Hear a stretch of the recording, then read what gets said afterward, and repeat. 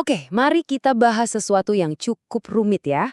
Ada sebuah teori kontroversial tentang konflik di Timur Tengah, dan teori ini mengajukan sebuah pertanyaan besar. Jangan-jangan, apa yang kita saksikan ini bukanlah kekacauan semata, tapi sebuah grand design yang sudah diperhitungkan dengan matang. Nah, satu ide ini yang diambil dari analisis Profesor Jiang bisa dibilang jadi kunci untuk memahami sebuah perspektif yang sangat kompleks dan jujur saja provokatif tentang peta kekuatan global. Dalam pembahasan kali ini, kita akan coba bedah pertanyaan itu. Kita akan telusuri komponen-komponen dari sebuah teori yang menyebutkan bahwa perang itu sendiri bisa jadi alat untuk menggambar ulang peta dunia. Oke, mari kita langsung selami lebih dalam. Jadi, inti dari teori ini adalah sebuah konsep strategi yang, berani sekali ya, yaitu sebuah perang yang dirancang bukan untuk cari kemenangan cepat, tapi justru sebaliknya, untuk menguras habis energi dua kekuatan besar secara bersamaan. Tujuannya, menurut teori ini bukan untuk mengalahkan Iran secara langsung, tapi lebih ke menjebak Iran dan juga musuh utamanya Amerika Serikat ke dalam sebuah konflik yang panjang, berlarut-larut, dan pastinya memakan biaya yang luar biasa besar. Nah, strategi ini katanya dipecah jadi 4 langkah. Pertama, menjerat Amerika untuk masuk lebih dalam ke konflik. Ini akan mengarah ke langkah kedua, yaitu perang gesekan jangka panjang yang menguras kekuatan kedua belah pihak. Kalau keduanya sudah lemah, maka akan tercipta langkah ketiga, kekosongan kekuasaan di kawasan itu. Dan akhirnya, tentu saja, langkah keempat, kekosongan itu siap diisi oleh kekuatan baru.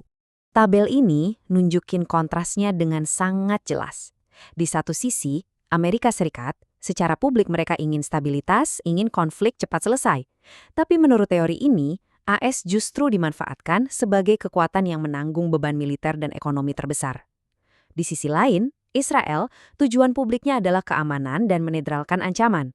Tapi, dugaan strategi di baliknya justru adalah perang panjang yang bisa membuat lawan-lawannya kehabisan nafas, sehingga menciptakan peluang untuk dominasi.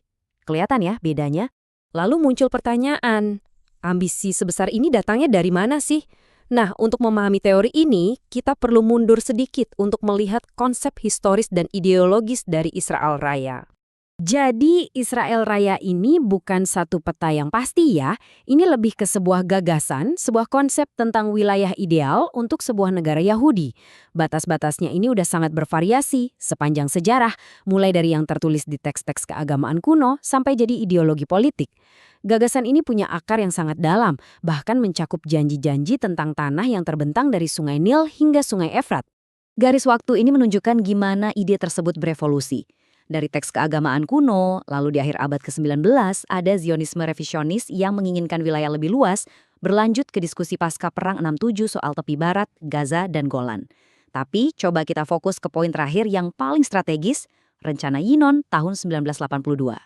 Jadi, poin krusialnya begini, dokumen ini, entah ini kebijakan resmi atau bukan, seolah-olah menyediakan cetak biru untuk mencapai dominasi regional. Caranya, bukan dengan penaklukan langsung, tapi dengan memecah belah negara-negara tetangga secara strategis, membuat mereka jadi negara-negara kecil yang sibuk saling bertikai. Oke, rencana seambisius ini kan butuh lebih dari sekedar strategi ya, tapi juga butuh momen yang sempurna. Nah, pertanyaannya, kenapa sekarang? Menurut teori ini, momen emas itu adalah sekarang. Momen ini tercipta karena adanya serangkaian kondisi global yang sangat unik, yang mungkin tidak terjadi di waktu lain. Coba kita lihat, perang di Ukraina itu menyedot hampir semua perhatian dan sumber daya Eropa dan Amerika. Di sisi lain, ketegangan soal Taiwan bikin kekuatan global fokus ke Indo-Pasifik. Lembaga-lembaga internasional juga lagi melemah karena para pemain besar ini lagi nggak akur.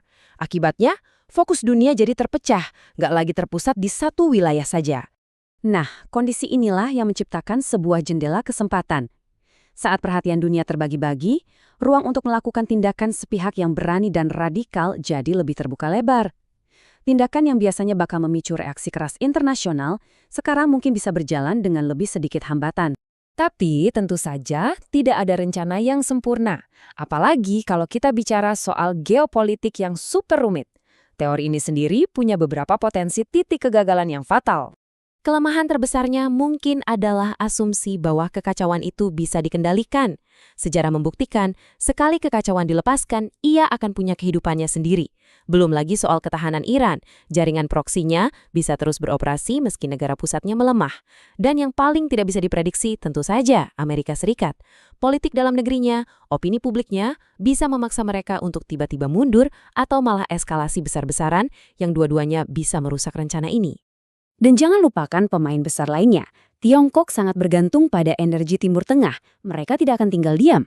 Rusia juga melihat ini sebagai kesempatan untuk menguras sumber daya AS dan akan bertindak untuk melindungi kepentingannya. Ditambah lagi, reaksi global seperti kecaman, sanksi, dan boikot bisa mengisolasi negara pelaksana rencana ini dan melumpuhkan ekonominya. Mengingat semua resiko ini, teori ini kemudian mengarah pada 4 kemungkinan akhir permainan yang sangat berbeda. 4 skenario yang bisa terjadi, tergantung bagaimana strategi besar ini berhasil atau gagal. Yang pertama, opsi Samson. Ini adalah skenario paling pamungkas, bumi hangus. Jika sampai di titik menghadapi kehancuran total, negara ini bisa saja melepaskan semua senjata paling mematikannya untuk menghancurkan dirinya sendiri dan musuh-musuhnya sekaligus. Pesannya jelas, kalau aku jatuh, kalian semua ikut jatuh. Kedua, skenario negara benteng. Ini kebalikannya. Mereka mundur secara strategis, meninggalkan ambisi ekspansi, dan fokus menciptakan negara yang lebih kecil tapi super kuat dibentengi teknologi canggih. Fokusnya murni untuk bertahan hidup, bukan dominasi. Risikonya tentu saja terisolasi dari dunia luar. Ketiga, strategi balkanisasi. Ini semacam rencana B. Kalau kontrol langsung gagal, strateginya beralih ke memecah belah negara tetangga dari dalam secara diam-diam. Pakai propaganda, perang siber, dan mendukung faksi-faksi internal, tujuannya agar para tetangga itu terlalu sibuk saling bertikai untuk bisa menjadi ancaman. Dan yang keempat, mencari pelindung baru. Ini adalah langkah yang sangat pragmatis. Kalau Amerika Serikat sudah tidak bisa diandalkan lagi, maka saatnya mencari pelindung baru. Mungkin dengan menawarkan teknologi canggih dan intelijen ke kekuatan baru seperti Tiongkok atau Rusia sebagai ganti dari jaminan keamanan. Pada akhirnya, teori ini jadi pengingat keras bahwa di bawah permukaan konflik yang kita lihat, mungkin ada ambisi dan strategi yang jauh lebih besar dan jauh lebih berisiko dari yang bisa kita bayangkan. Poin utamanya adalah memahami berbagai perspektif seperti ini jadi sangat krusial, terlepas dari apakah teori ini nantinya terbukti benar atau salah.